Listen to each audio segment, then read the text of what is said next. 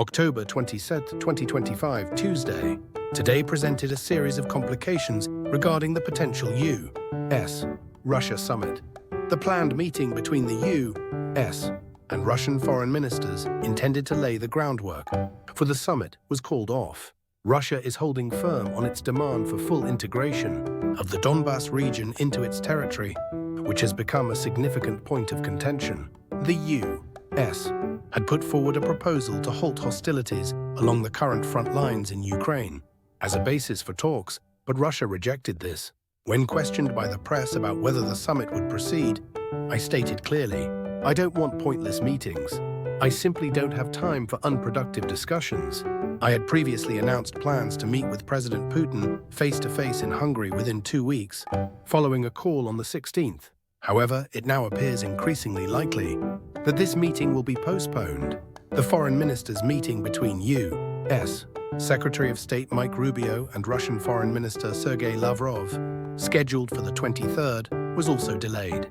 While they had a productive conversation, I am not planning to meet with Putin anytime soon. The primary obstacle to the summit is the territorial dispute. Russia is insistent on full control over the Donbas region, of which it currently controls about 75%. I proposed halting combat along the current front lines and opening negotiations. But Russia turned down this offer. Despite considerable support for my position in Europe, I remain doubtful about the feasibility of reaching an agreement at this juncture. In other news, Ukrainian President Zelensky criticized me for not providing Tomahawk missiles to Ukraine.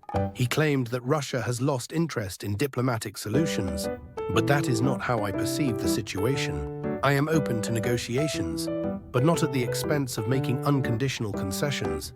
European leaders have been urging me to move forward with talks.